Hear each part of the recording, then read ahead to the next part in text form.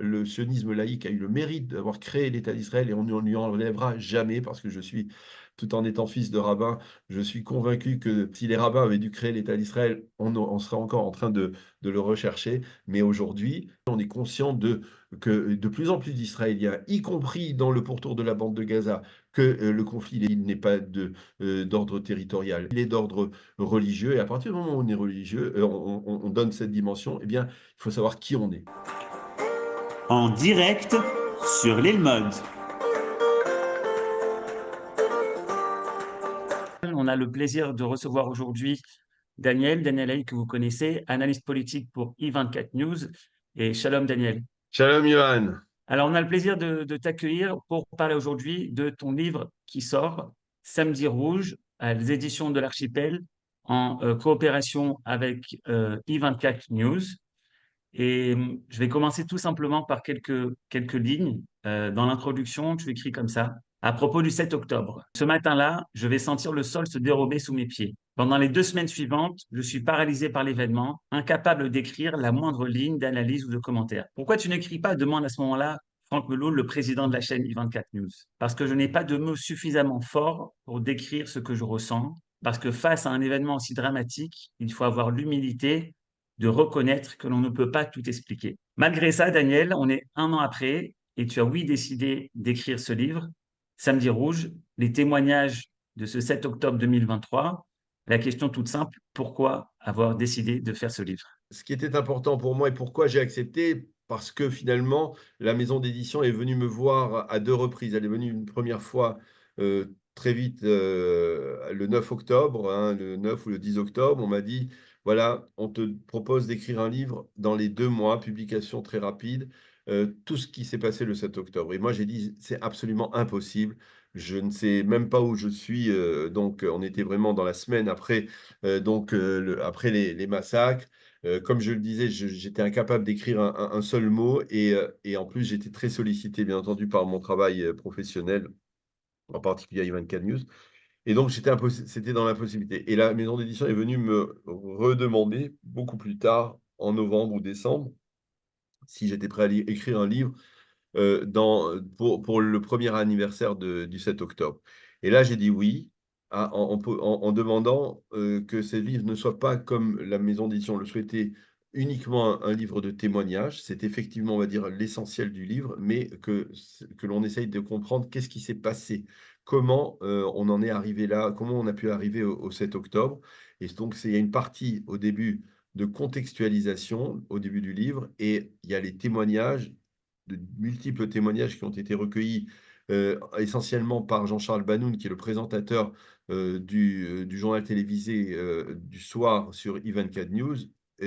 Moi, j'ai mis en forme, on va dire, l'ensemble de ces témoignages et la fin du livre se rapporte justement, et c'était important pour moi de le souligner, à la résilience d'Israël après le 7 octobre et aux enjeux, de l'État d'Israël, à plus ou moins long terme. Et ça, c'était vraiment important et j'aimerais bien d'ailleurs, si on peut, qu'on insiste un petit peu là-dessus. Bien, tout cela sans bien entendu minimiser l'importance des témoignages. Je crois que ce sont des témoignages qui sont extrêmement importants. Nous les avons, on va dire, entre guillemets, «sélectionnés» parce qu'il y en avait énormément. Jean-Charles Banoun a reçu pendant plusieurs mois de nombreux rescapés de Nova, des kibbutzim, des localités avoisinantes de Sderot, etc.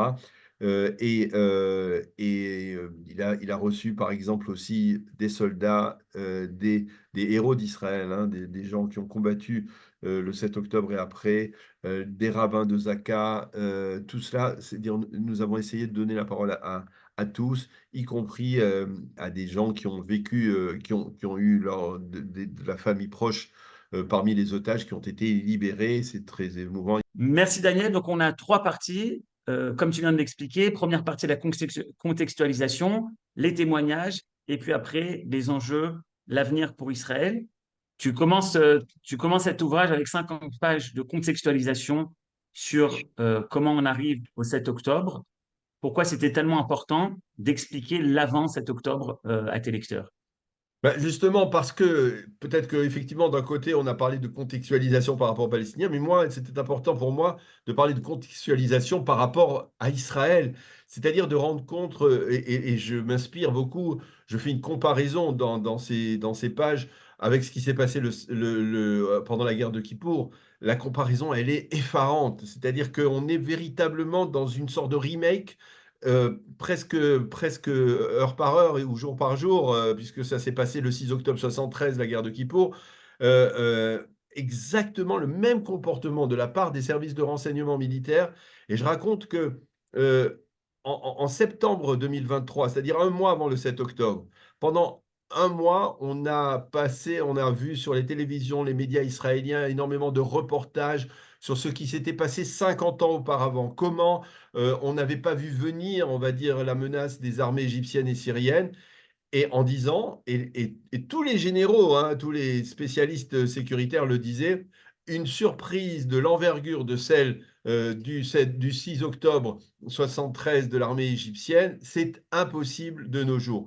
Et finalement, c'est exactement ce qui s'est passé, la même chose. C'est-à-dire, on a Élie Zeira, qui était le commandant des renseignements militaires en 73, eh bien, il avait son pendant avec Aaron Khaliwa, qui était le commandant des services de renseignement en octobre 2023. Exactement la même, on va dire, la même arrogance, la même certitude, conviction, intime conviction qu'il ne se passera rien, que le Hamas est dissuadé, de la même manière que l'on pensait que l'armée égyptienne, après la déculottée qu'elle avait reçue en 67, jamais elle n'oserait frapper Israël. Eh bien, c'est exactement le même. Et dans les deux cas, on s'est fait surprendre, on a péché par arrogance, on a péché par orgueil, et, on l'a payé très cher malheureusement. Alors, dans ces chapitres-là, tu parles également d'un autre point, de différentes dates. Tu parles de 2000, lorsqu'on parle du Sud-Liban. Tu parles également de 2014, où Yahya Sinwar donne déjà son projet d'aller prendre des kibbutzim, de faire des enlèvements, de prendre des otages. Et également du 2005, puisque c'est le désengagement unilatéral de Gush Katif de la bande de Gaza. Est-ce que, à ton avis, si on n'avait pas fait ces erreurs-là, on aurait pu éviter le 7 octobre? Ah oui, alors ça, c'est une question difficile. Avec des si, on pourrait, comme tu sais, mettre Paris en bouteille, euh, mais, euh, je crois que tout découle d'une incompréhension. Je crois que, et en tout cas les derniers mois l'ont prouvé, nos ennemis ont, Sinwar d'un côté, Nasrallah de l'autre, se sont pris pour des sociologues de la société israélienne. Ils étaient censés nous montrer à quel point ils comprenaient la société israélienne, une société de toile d'araignée, comme avait dit, aussi fragile qu'une toile d'araignée, comme avait dit Hassan Nasrallah. Et Sinwar prétendait lui aussi bien connaître les Israéliens après ses 22 années dans les prisons israéliennes et son hybride parfait. Eh bien, on peut dire que eux, ils se sont trompés, mais nous aussi, nous nous sommes trompés parce que nous n'avons pas su bien comprendre en fait la haine qui anime en fait les ennemis d'Israël. C'est écrit toujours, et c'est toujours écrit dans la charte du Hamas, la destruction de l'État d'Israël. C'est écrit dans la charte du Hezbollah, la destruction de l'État d'Israël. C'est pas un secret. De la même manière que le plan de Sinwar depuis 2014 n'était pas un secret. Tout le monde le savait au sein de l'état-major en Israël. Tout le monde connaissait ce plan en trois étapes, forcer la barrière, rentrer, occuper une partie des kibbutz, prendre des otages, les ramener. Tout cela était su, mais personne n'imaginait que le Hamas aurait d'abord le toupet de faire cela. Et tout le monde disait, c'était la doctrine de l'armée, cette fameuse doctrine de l'armée qui dit le Hamas est dissuadé. Alors, il y avait la doctrine de l'armée d'un côté, le Hamas est dissuadé, il a reçu suffisamment de coups, il est si noir à un côté pragmatique, il est en train. Je me rappelle moi-même avoir expliqué cela en tant qu'analyste politique. Ben, si noir, dans les semaines ou les mois avant, si noir est mise en difficulté par une sorte de protestation interne dans la population palestinienne qui en a assez de la situation économique dramatique. Alors, il est intéressé à ce qu'Israël rouvre les frontières, le poste de Erez, pour permettre à des milliers d'ouvriers palestiniens d'aller travailler à l'intérieur d'Israël et de revenir avec un peu plus d'argent. Comme ça va desserrer les taux, on va dire, social autour de son leadership. C'est ce qu'on était là. Et nous, en fait, on s'est totalement gouré, on s'est totalement égaré. On a voulu placer notre mode de réflexion occidentale sur celui de Sinoir, alors qu'on n'était pas du tout dans dans cette dimension. On a oublié le fait que eh bien, le Hamas, lui, sa raison d'être, c'est de voir détruire l'État d'Israël, c'est de détruire l'État d'Israël. Euh, euh, Ce qui était vrai, c'est que on a minimisé l'importance du Hamas. Je me souviens encore, on disait, les officiers supérieurs, les experts disaient, non, non, le Hamas, c'est rien. Même, il disait même que le djihad islamique était parfois plus dangereux que le Hamas.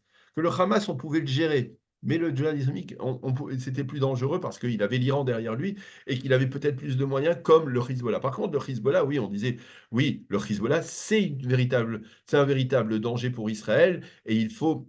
Et d'ailleurs, ces derniers mois, on a compris à quel point effectivement les priorités avaient été mises de ce côté-là, du côté de Nord. Mais on a minimisé le Hamas, on l'a négligé, et c'est le Hamas qui nous a totalement dupés.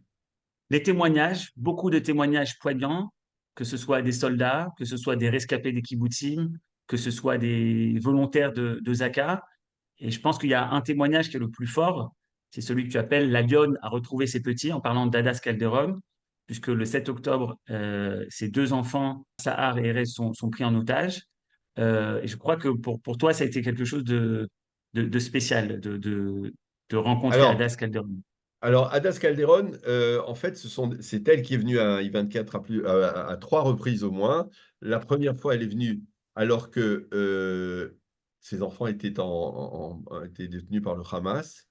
La deuxième fois, lorsque ces enfants ont été libérés, ça veut dire aux alentours au mois de décembre, mais elle ne pouvait pas tout dire à l'époque, probablement parce que les services de renseignement lui avaient dit ne raconte pas certains détails. Et ce n'est qu'en mois d'avril de cette année, de l'année 2024, qu'elle a, à l'occasion de la parution de son propre livre, qu'elle a raconté une anecdote qui nous a beaucoup touché à I24 News, à savoir que eh bien, ses enfants ont appris qu'elle était vivante en la voyant dans une manifestation sur I24 News. C'est-à-dire que probablement les terroristes regardaient la chaîne I24 News en arabe les enfants ont vu leur mère pour la première fois, parce que quand ils ont été séparés, ils n'avaient aucune idée du sort qui avait été réservé à Hadas. Et donc finalement, cette, ce témoignage, les enfants ont découvert, c'est une sorte, elle était d'une certaine manière assez redevable un peu aussi à ce niveau-là envers Ivan Cadius, parce que, eh bien, d'une certaine manière, c'est par la chaîne que les enfants ont appris qu'elle était toujours vivante. Ça, c'est particulièrement émouvant. Mais si tu le permets, Johan, parmi tous les témoignages, il y en a énormément, ils sont tous impressionnants. Il y en a deux que je voudrais mentionner en particulier. Il y a celui de Yosh Elia, qui est ce que j'appellerais un héros discret d'Israël, combattant, parachutiste, brigade des parachutistes, Shmonamot Ishim, négéviste, comme on dit, c'est-à-dire les soldats qui sont à la force de frappe de l'unité, qui sont devant, et qui a combattu avec bravoure, avec à ses côtés Eli Valentin Gnacia, Zichrono Livracha, qui est tombé à ses côtés. Il a été la dernière personne à le voir vivant. Et nous rendons hommage dans le livre à Élie Valentin Guénassia. Un deuxième, peut-être, c'est celui de Yossi Lando, peut-être Attends, je vais te que tu dire. voulais. Oh là là, parce qu'il faut que tu saches que je suis arrivé malade ici et hier, j'ai fait tous les interviews, j'ai réussi à les caser, mais je suis en train de perdre ma voix. T'as tenu, mais j'ai senti que t'étais bien enrhumé. Ouais. Ah, alors, euh, je vais essayer. Et après, tu vas coller. Et ça, c'est donc le premier témoignage qui est un témoignage particulièrement émouvant pour tous ceux qui veulent comprendre, en fait, qui sont ces jeunes soldats qui décident, après avoir terminé, leur scolarité en France, de monter en Israël, de s'installer. Et de servir dans l'armée israélienne. Il faut lire le témoignage de Yosh Elia. J'espère que ça donnera à d'autres l'envie de venir combattre et de venir être partie prenante de la réalité israélienne. Et l'autre témoignage, c'est celui de Yossi Lando. C'est le rabbin de Zaka du sud du pays, responsable de Zaka. Vous savez tous ce qu'est Zaka. Et Yossi Lando, il avait tout vu, il a 55 ans, il a ses enfants qui sont volontaires dans Zaka, il a tout vu, hein. Il était déjà avant le 7 octobre, il était considéré comme une des légendes de Zaka. Il était, pour vous donner un exemple, je le cite, il a été le 11 septembre 2001, il était à New York par hasard. Et il est allé se porter, euh, secours aux victimes du World Trade Center. Et là, le témoignage qu'on a recueilli de lui, il est particulièrement émouvant. Vous voyez la douleur. Il raconte qu'il a dû identifier des centaines de corps. Et il dit que Azaka, en général, quand on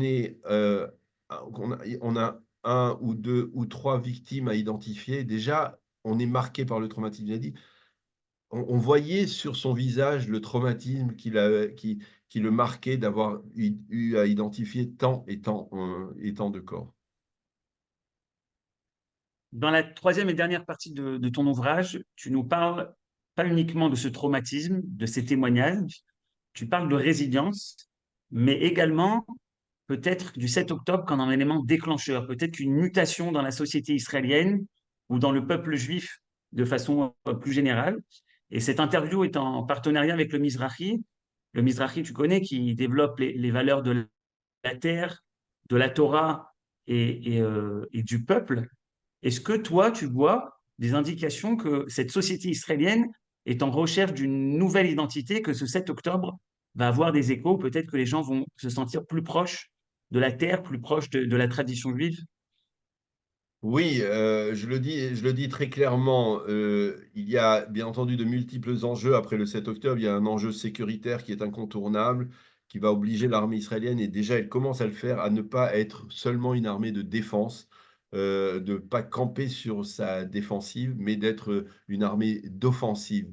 Et elle commence à l'être, comme on a pu le voir ces dernières semaines avec le Hezbollah. Mais derrière l'aspect sécuritaire, il y a l'aspect identitaire. Et l'aspect identitaire, à mon avis, il est clair. Là aussi, je développe, même dans une perspective historique, depuis la la guerre des 6 jours, la guerre de Kippour, et puis la seconde intifada, les accords d'Oslo, la seconde intifada, la seconde guerre du Liban. Vous savez, la seconde guerre du Liban, c'est révélateur. Je le disais déjà à l'époque.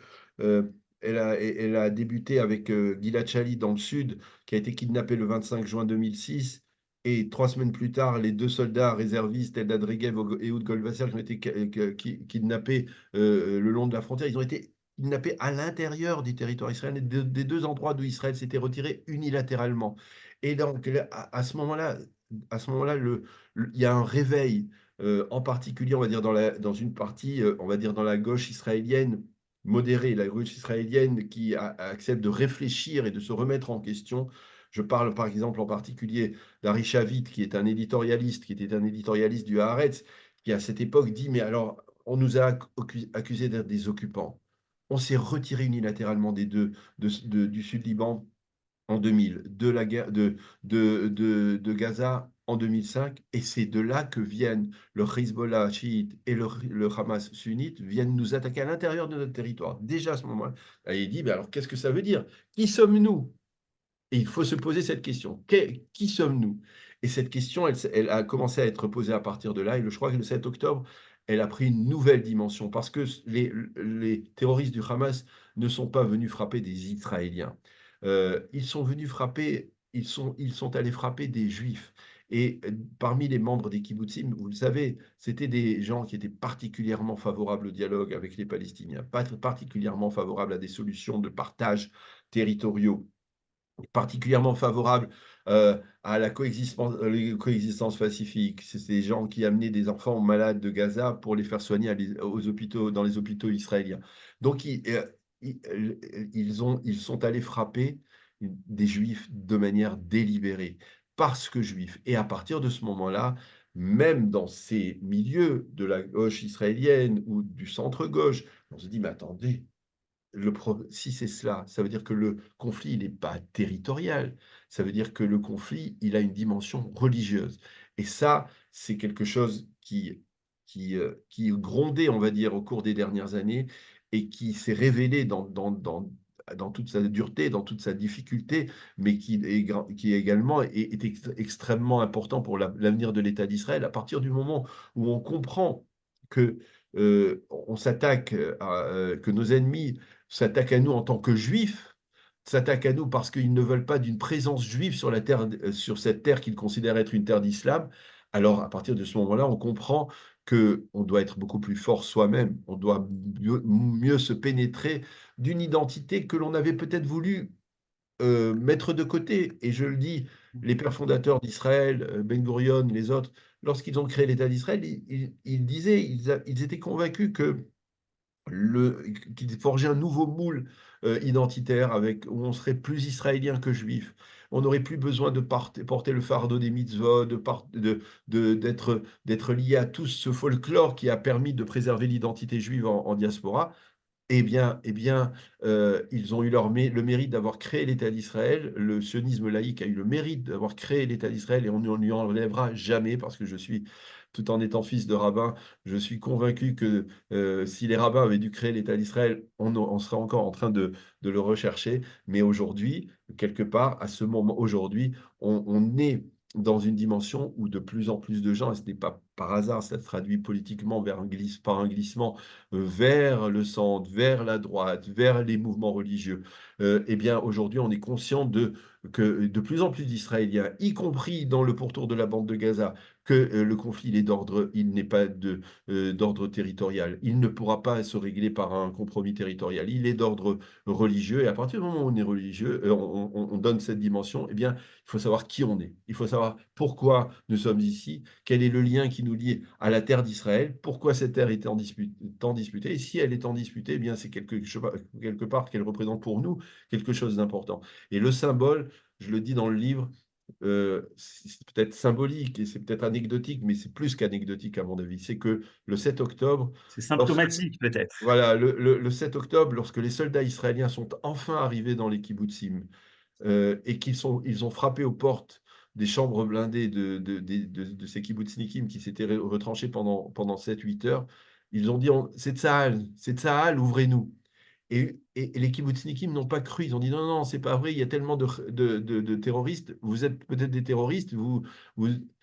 Et les soldats, qu'est-ce qu'ils ont dit? Ils ont dit, Shema Israël. Et quand ils ont dit Shema Israël, ces membres des kibbutzim qui étaient totalement détachés, on va dire, de tout, on va dire, de tout le contexte religieux du judaïsme, eh bien, ils ont dit, ah, s'ils disent Shema Israël, c'est que c'est des soldats juifs et on peut leur ouvrir. Et ça, c'est quelque chose, comme je dis, c'est peut-être anecdotique, mais c'est le reflet de quelque part d'un changement qui va peu à peu, à mon avis, prendre une dimension dans la réalité israélienne. Je disais dans les médias français qui m'ont invité pour parler du 7 octobre il ne faut pas croire que le règlement est un règlement du conflit est pour demain. Il faut être réaliste parce que pour qu'il y ait un règlement du conflit, il faut que de l'autre côté, il y ait une volonté. Or, il n'y a pas de volonté du côté des Palestiniens. Si aujourd'hui il devait y avoir des élections, 3/4 des Palestiniens voteraient en faveur du Hamas. Donc, c'est pas possible de dialoguer avec eux. Et à partir du moment où il n'y a pas de possibilité de dialogue, il faut qu'on se replie nous-mêmes sur nous-mêmes pour que l'on comprenne qui on est, à travers une multitude de dialogues, et je crois que ça se fait aujourd'hui dans de nombreux milieux. Je pense que au Mizrahi aussi, le Rav Doron Peretz, qui a perdu son fils aussi pendant cette guerre, eh bien, il comprend parfaitement cette dimension. Il y a énormément de rabbins du sionisme religieux qui dialoguent, qui essayent de rapprocher, essayent de dialoguer avec beaucoup de respect pour ceux qui ne pensent pas exactement comme eux. Eh bien, je crois que quelque part, on est, même si ce n'est pas mis en avant par les médias, on va dire, israéliens, mais on est dans une dimension de dialogue qui doit porter ses fruits à moyen terme et modifier, on va dire, le caractère de l'État d'Israël, redonner un caractère plus juif à cet État d'Israël, sans bien entendu porter atteinte à sa démocratie, à son caractère démocratique, mais insister sur la priorité du caractère juif, parce que c'est le prix de... C'est comme cela que l'État d'Israël pourra préserver sa pérennité. Le 7 octobre, pas uniquement une date dramatique, mais un déclencheur d'une mutation identitaire. Encore deux questions rapides. Est-ce que ce déclenchement, donc tu vois, donc ce début de mutation, ce, ce germe, quelque chose qui germe, qui change dans la conception, dans l'identité, est-ce que tu le ressens, puisque tu es actuellement à Paris, est-ce que tu le ressens également dans la diaspora, dans le monde entier, et plus particulièrement avec la communauté française, la communauté juive française? Euh, Écoute, c'est difficile à dire parce que je ne suis pas sûr qu'il y a une seule communauté juive française, hein. J'étais hier presque par curiosité, aussi par volonté de m'identifier, bien que dès le matin, je me suis réveillé à l'heure où il y a une sirène du souvenir à 6h29. Je me suis branché sur Israël parce que je suis israélien, parce que je vis à l'heure d'Israël, même lorsque je suis à Paris. Mais hier soir, j'étais à la soirée organisée par le CRIF. Et j'avoue, c'est une partie de la communauté, une partie qui a, à mon avis, exprimé par de multiples moyens, et c'est Arthur qui l'a très bien décrit dans un discours extrêmement fort qu'il a prononcé dans cette soirée, une mobilisation, on va dire, une mobilisation de cette communauté pour les otages, pour les kibbutzim, pour l'État d'Israël, par des dons, par de multiples manières, de multiples manifestations venant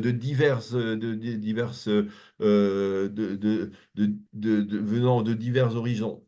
Des milliers de juifs qui se sont mobilisés. Je crois que quelque part, cette mobilisation, elle portera ses fruits. Quelque part, face à l'antisémitisme qui règne dans la réalité française aujourd'hui, eh bien, cela devrait avoir un impact et provoquer une réflexion plus approfondie sur la nécessité d'envisager d'envisager une alia. C'est pas à moi de déterminer. Moi, je suis analyste politique. C'est vrai que j'aimerais bien voir de plus en plus de Juifs de France venir s'installer en Israël, mais je crois que tout ce qui s'est passé à partir du 7 octobre Vous savez, avant on disait les Juifs en général de diaspora, c'était vrai, on disait que c'était surtout vrai pour les Américains, se détachent d'Israël.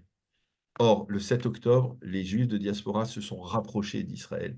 Et je crois on a dit ils se sont détachés d'Israël à cause du corona, on a dit ils se sont détachés d'Israël à cause de Netanyahou, on a dit qu'ils se sont détachés d'Israël parce que ils voulaient conserver leur propre identité judéo-américaine, etc. Aujourd'hui, on va dire, après le 7 octobre, les Juifs de diaspora se sont rapprochés d'Israël. C'est valable pour le judaïsme des États-Unis, c'est encore plus valable, plus forte raison pour le judaïsme de France.